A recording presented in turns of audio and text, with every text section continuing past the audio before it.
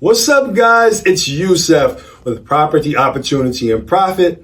And before we get into today's topic, I just want to say one of the ways that you can really help me, you can help the channel out, is by liking, sharing, and subscribing to this content. That way we're able to bring you more value, more information so that we can help more people. Now let's get into it. The top 5 goals every real estate wholesaler should set. Number 1, master one channel. What are the channels? All right, we're talking about direct mail marketing. All right, that's self-explanatory, where we send out postcards or letters out to potential sellers of properties. We let them know that we're interested in buying their properties, and that's how you get leads through direct mail. Cold calling. How can you get good at cold calling, or what are the things that you should do to get good at cold calling? Have a script. Learn your script. Master your script. All right? Number 2, rebuttals. Get good at your rebuttals.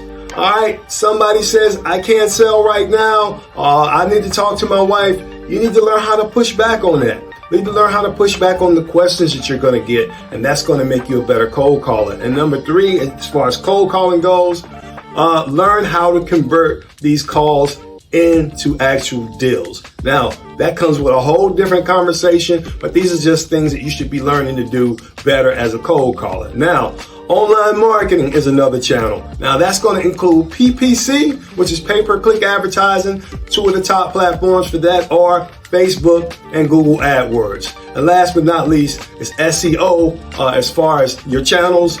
And that's going to be kind of a long-term play where you're going to put content out on the internet, and it's going to kind of rank you based on Google's algorithm. The best place to be with SEO is in the number 1 spot for terms like sell my house fast for cash or we buy houses. All right. So moving on. Goal number 2, build a solid reputation. Guys, I cannot tell you how important this is. I myself used to do reputation marketing for local businesses, and let me tell you something. The difference between your reputation and your story, okay? So your story is what you say about yourself. Remember that. Your story is what you say about yourself. Your reputation is what others say about you. So learn the difference between the two, and then build a solid reputation. People will trust you more. You become more of a trusted authority in your area. People who want to do business with you, all right? Goal number 3. Understand how to put a financial plan in place. I mean, it's great to make all this money, but what are you going to do with the money after you make it? If you don't know what to do with the money, then you kind of don't have a plan.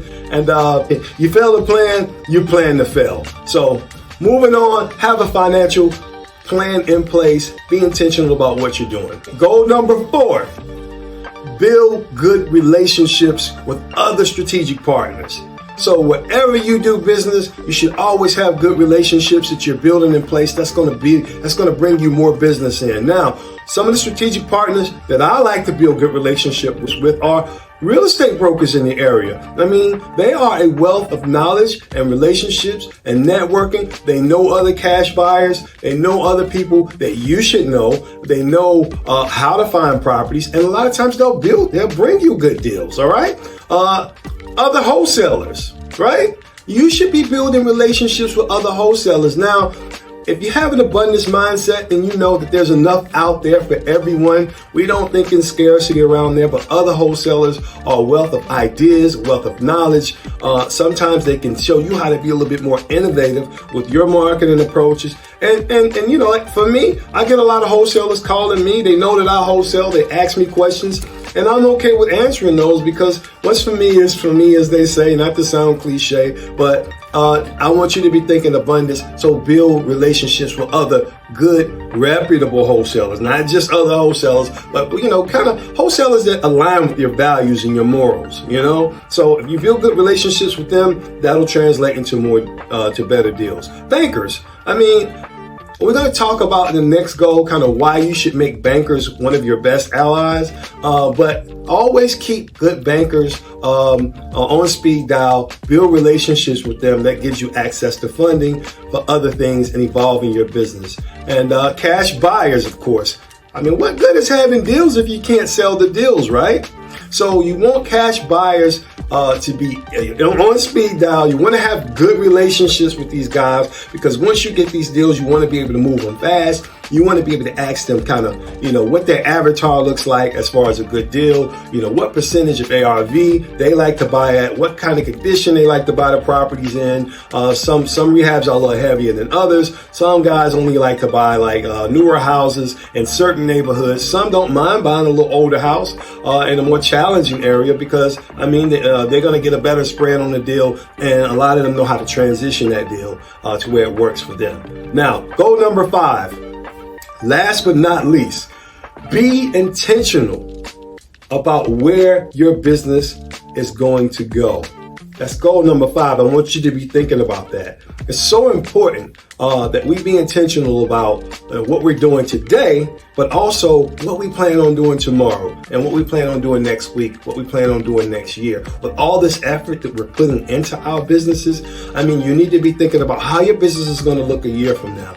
How's it going to look 2 years from now? You're going to build your own real estate portfolio. If so, make that a part of what your intentions are for your business going forward. Are you going to expand into other markets? If you plan on just building your wholesaling business into something bigger as far as wholesaling, then what does that expansion look like? Where are you going?